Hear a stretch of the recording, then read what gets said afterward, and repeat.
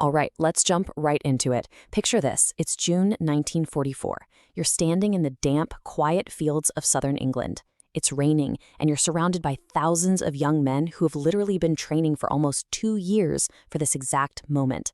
You can practically feel the tension in the air. In this explainer, we're going to look at D-Day from a totally different angle. We're stepping away from the wide lens of a history textbook to explore the intense, raw reality of what happens when a massive, world-altering military operation crashes head-on into the deeply personal lives of the individuals caught right in the middle of it. Let's talk about the sheer scale for a second. 150,000. That is the staggering number of Allied soldiers camped out on the coastline, just waiting to cross the English Channel. They're about to launch the largest seaborne invasion in human history, right onto the beaches of Nazi-occupied France. Honestly, it's almost impossible for our brains to truly process a number like that when we're talking about human lives, right? To put it in perspective, that's an entire mid-sized city, made up almost entirely of young soldiers, just poised on the absolute edge of history. But let's zoom in on just one of those 150,000 faces. Meet Tommy. He's 25, serving in the 29th Division, and he's from a tiny mountain town called Bedford, Virginia. Right now, he's just sitting there in the damp, playing some truly terrible hands of cards. I mean, he literally threw away a 7 to keep a 4 at one point, and he's writing a letter home. And you know, when someone asks him what he wants to do after the war, he doesn't talk about parades or medals or glory. He just says he wants to sleep for a month, eat his mom's cooking on the front porch, and, quote, get a dog. Big one. It's just such a stark contrast, isn't it? The terrifying, massive scale of this invasion next to the simple, incredibly relatable hopes of one young guy. So how exactly did Tommy end up in that damp English field in the first place? Well, if we rewind a bit, by 1940, Nazi Germany had swept across most of Europe. France had fallen, and Nazi flags were literally hanging from buildings in Paris. Britain was, for all intents and purposes, the very last major Allied nation left standing. Then, in 1941, America officially enters the war. And for the next 3 years, the Allies basically did nothing but train, plan, and wait for the absolute perfect moment to push back into Europe. That massive, agonizing 4-year buildup is exactly what leads us directly to this tipping point in June 1944. Now imagine stepping inside Company A's briefing tent. The logistics of moving 150,000 men are absolutely mind-boggling, for sure. But the secrecy? It was intense, almost suffocating. They built these massive, intricate terrain models of the beaches using aerial recon photos detailing every single German gun position and water obstacle. But here's the crazy part. Every single map in that tent was marked with fake place names. Most of the men who were about to fight and potentially die had absolutely no idea where they were actually going. It was totally classified. They literally wouldn't find out the truth until they were already out at sea. And, as if the tension wasn't already through the roof, nature decides to intervene. The invasion was actually supposed to happen on June 5th, but the weather over the channel just turned completely awful. The waves were way too high, the clouds were too thick, and the winds were just brutal. General Eisenhower had to make the incredibly tough call to delay the entire operation by 24 hours. Some ships that were already out at sea actually had to turn around and come back. Just put yourself in Tommy's shoes for a second. You're terrified, sitting in the freezing rain, mentally prepared to go, only to be told, wait one more day. Just sitting there in the damp, waiting for history to arrive. Finally, right before the launch, the men received a final, sweeping message from General Eisenhower. He told them, "You are about to embark upon the Great Crusade, the elimination of Nazi tyranny over the oppressed people of Europe." He talked about how the eyes of the entire world were on them, and he demanded absolutely nothing less than full victory. It's incredibly heavy, historic stuff. But think about it from the perspective of a soldier who's probably dealing with horrible seasickness on a tossing metal boat, just trying to focus on the horizon. Those grand sweeping words were their final send-off into the total unknown. Now, when we think of D-Day, we almost always picture the sea invasion, right? The boats hitting the sand. But the operation actually kicked off in the sky. 13,000 paratroopers. They went in first, dropping into absolute pitch-black darkness over Normandy before a single landing craft ever touched the beach. 13,000 guys leaping into the night sky to act as the vanguard, trying to secure key positions behind enemy lines. It is just a staggering, unbelievable feat of courage to kick off the liberation of an entire continent by stepping out of a plane into the dark. But then the sun comes up and we have to face the morning after. The beach was ultimately secured, which was a massive victory, but the human toll? It was absolutely devastating.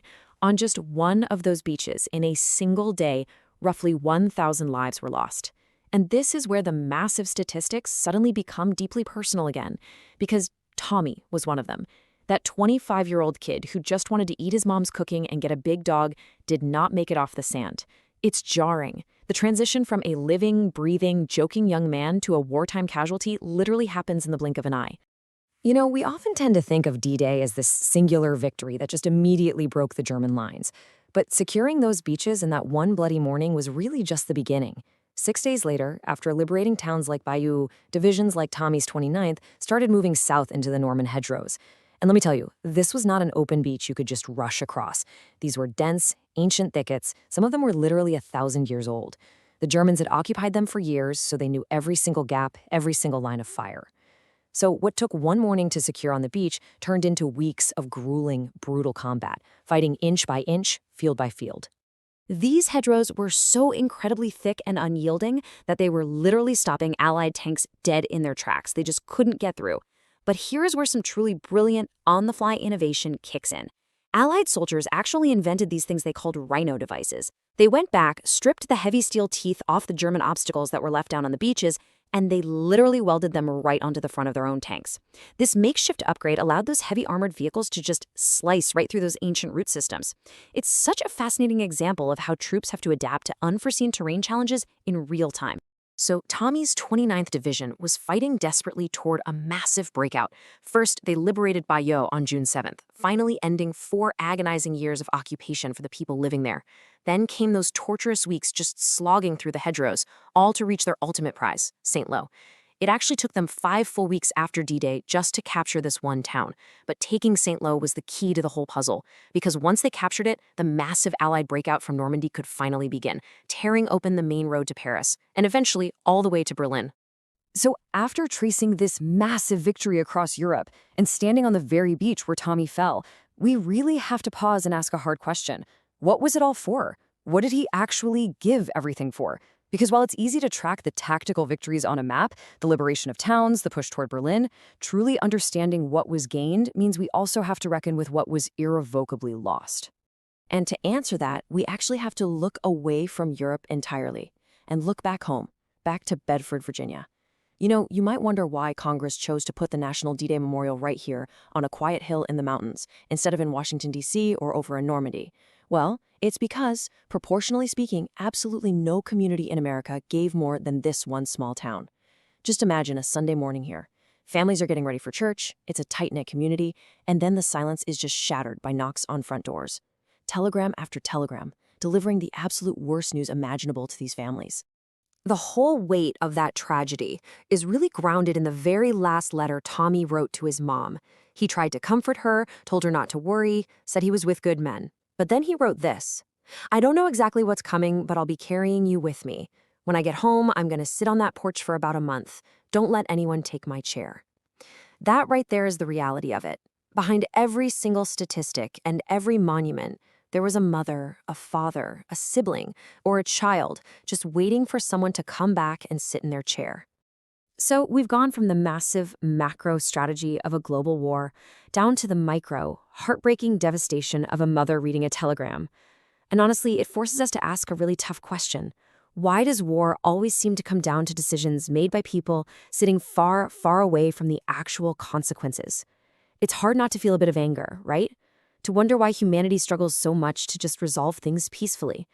There's an ancient Egyptian symbol of rebirth that was left in tribute for Tommy and all the others who fell. And it really stands as this powerful, enduring plea for peace. It's a stark reminder that behind every grand historical strategy, there is a very real, very heavy human cost.